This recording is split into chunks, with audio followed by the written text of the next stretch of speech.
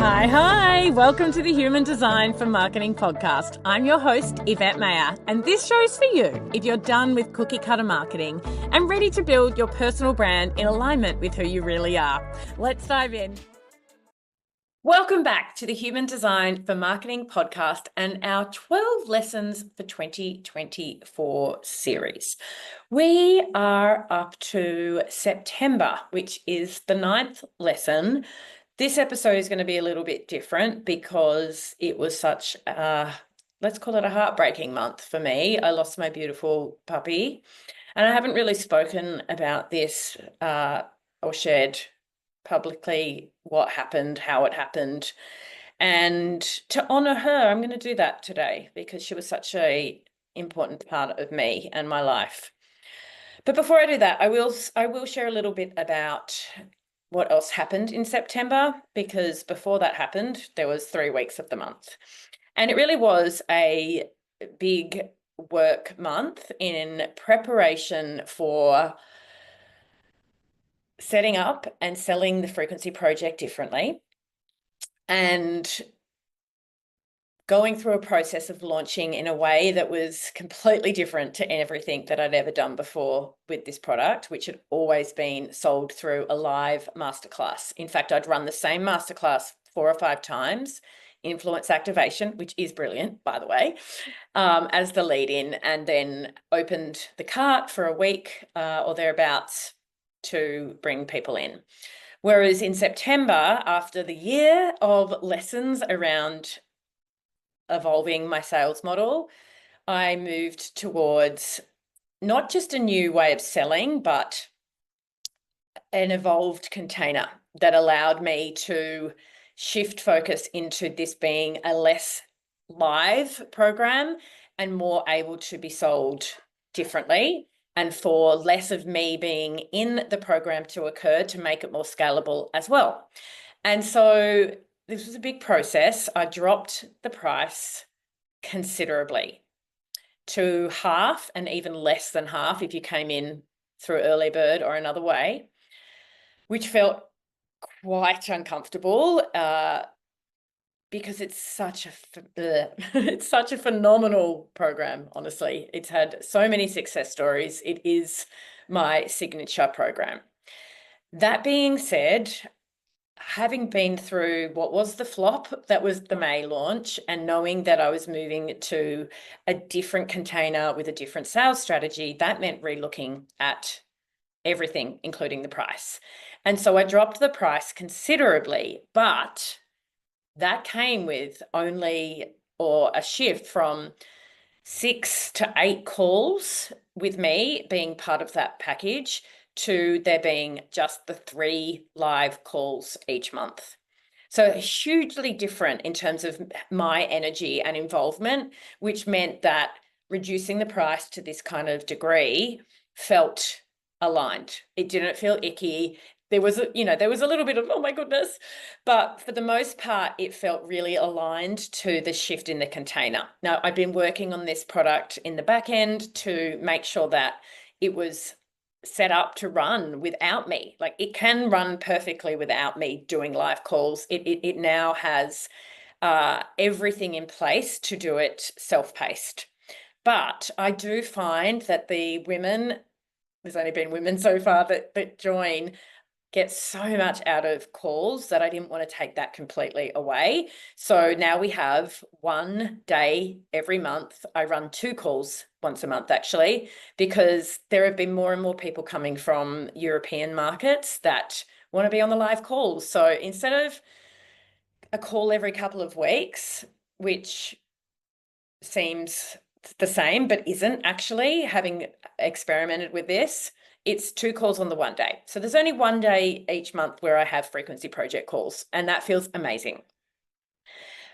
I was also nervous that people wouldn't pay as much attention when they bought at a lower price. They wouldn't show up for calls. And I can proudly say that that has proven to be a misplaced fear, that the group that came through, because I still did do a marketing and promotional push in September, I had 7 women sign up during that time, and they have been in every single call. So it's had I think it's had 100% show up for our monthly calls, which is crazy town. And the feedback has been just as incredible in this format. So that's been such a positive experience for me. But I also built it so that this group that are going through together, there was the support in place. There's actually a 12-week email sequence as well as a Facebook group with regular touch points to feel incredibly supported regardless. Okay. So that happened. Now, I shared that in May when I launched this program, I think I had 6 signups. And for what I spent on ads, it was almost like no profit. I'm very excited to share that even at half the cost or half the price in September, no live launch. It was just marketing through social media and emails, nothing big, no big fanfare at all, that I brought in 7 signups. And one of those people took an upgraded package. So it ended up being no ads, 100% profit. And let's say it was an $8,500 launch, like crazily profitable, crazy different energy, and the deliverable for me less. So that was so good for me to move through and to finally be in this position of this program is now set up to bring people in all the time. Like people can join at any time and come into the calls, and it's perfect. So I'm going to share more about that as the rest of the year happens. But that was the beginning of September. Then I had, oh God, just such a horrible end to the month with my beautiful Chilli moving into, well, I was going to say heaven. It depends what you believe in, but let's just say she got her angel wings. And it was absolutely flooring. To share what actually happened, for those of you who have seen Chilli in my world, in my life, in my stories, she's been very present in my business. Here's a little bit of the background. When I was diagnosed with breast cancer when I was 39, up until that point, I had been a big working partying woman who juggled a lot of travel, a lot of luxe living, a lot of massively big nights. And my family up until that point had always said, you're not getting a dog because you will be leaving dog with us all the time. And so it was only when I got breast cancer that I realized that everything was changing and got their approval that I would get a dog. So during chemo, I got Chilli. And so she really was my support and companion through the entire journey of breast cancer. She has been by my side through everything these last almost 14 years. We moved to New York together. I got work to fund a relocation, including her. And then 5 years later, I was headhunted back to Australia. So she's a very jet setter type of dog. She loved Central Park. She dominated Central Park. She had the biggest personality ever. And I just loved every bit of her. But she wasn't the easiest dog, and I'll share a bit more about that with you in a second. She was codependent, as was I on her. And as she got older, she got more and more territorial around me as her person that she was here to protect and guard. She really became a guard dog. She's tiny. She's like black, small cavoodle, 7 kilos in weight. And she was feisty, but she loved me so fiercely, like absolutely so fiercely.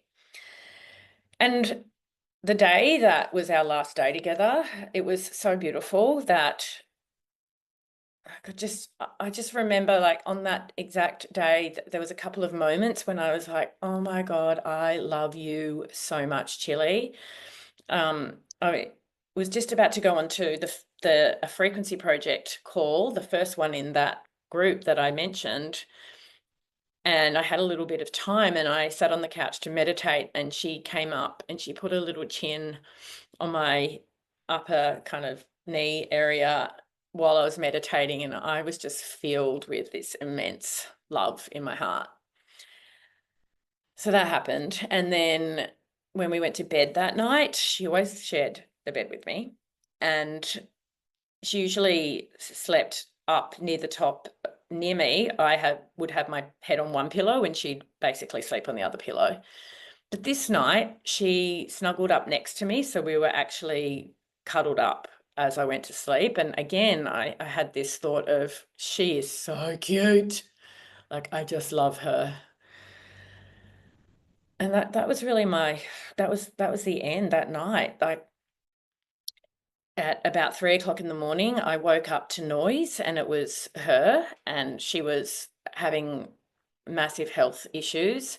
She'd knocked the heater over. The heater wasn't on, but I think it hurt her. And I don't know for sure whether that's the trauma from that was the problem, or whether she was already going, and that happened as she kind of was weak and not steady on her feet. I will never know, but what I can tell you is I heard the noise. I woke up to her. I freaked out. Like, she was having massive, like, racing heart and puffing, and I had no idea what to do. I called the vets. Actually, before I called the vet, I went and looked what I had in the medicine cabinet, and I had some pet painkillers. So I thought that's one thing I could do. So I gave her the painkillers, and then I couldn't go back to sleep. I didn't know what to do because she was distressed, and so I ended up calling the vet, and he basically said there's nothing that he would do that I hadn't already done. Like, he would give her painkillers and see if she improved, and that she probably would improve, and that would take about 45 minutes. And so I moved her. I kind of lifted her onto a towel and moved her closer to me, so she was right next to me. And then I kind of laid back down, and I'm just waiting really for her to feel better.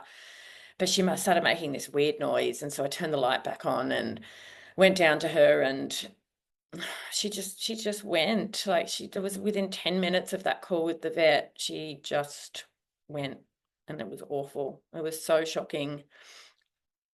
I'm still really, really sorry.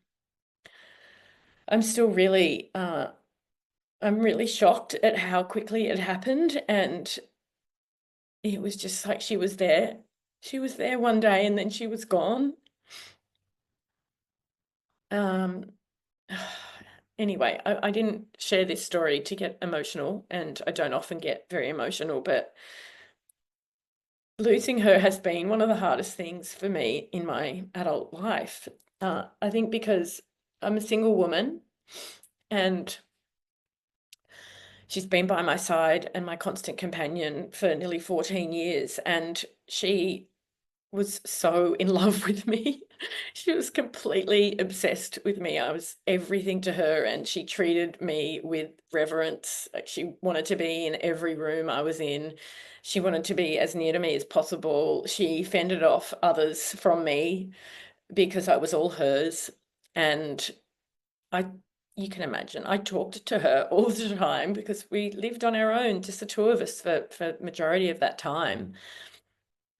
And I just have so much gratitude for her. Like, when I think about what a big part of me she's been, and that unconditional love that she provided me with. She was in so many of my calls. If you're a client, you know her. She's been in the background or in the foreground or sitting on my lap, or, barking a lot. She would sit at my feet when I was working, and yeah, she did have a really big personality and a huge heart. And I feel that it was a bit too soon for her to go, although in dog years she did have a really good, long, beautiful, happy life. So that is my September. I really wanted to honour her in this episode, and in the lessons of, we can't take things for granted, and that the biggest, I think, lesson out of it all is the harder you love, the harder it is to heal. And so the measure of my grief has been the measure of my love for her, and that's been hard and something that I have been dealing with in the background over the last few months. Obviously time does start to lessen the pain, and it's not as present for me all day, every day, but I think about her and I miss her every day, every day. So all that being said, thank you for being here with me. Thank you for allowing me to share so vulnerably, and know that whatever's going on in the foreground in social media and the marketing world often masks a lot of the truth of what's behind the scenes. When Chilli departed, I went offline for a week or so again. So this year has really been marked by these stretches of me being deep in loss and grief, and also the blessing that has meant that as the year has gone on, I've shifted my business to allow for this. So there's less of me in live in things like the Frequency Project. My private clients have got so much respect and regard for me and are very open and willing to move things around for extenuating circumstances like we've experienced. But I feel very grateful that I had her and that everything kept moving beautifully in my business in all these moments when life got really hard. So that's my September. The biggest lesson is hold on tight and squeeze the love out of your pets and your people, but don't for a minute think that things aren't going to change. And resilience is really important. You will be okay. I will be okay. Thanks for listening. I will be back with October shortly, and it won't be so heavy. I look forward to being in your ears again then. There are heaps more resources in the show notes. I can't wait to be back in your ears again soon. Bye for now.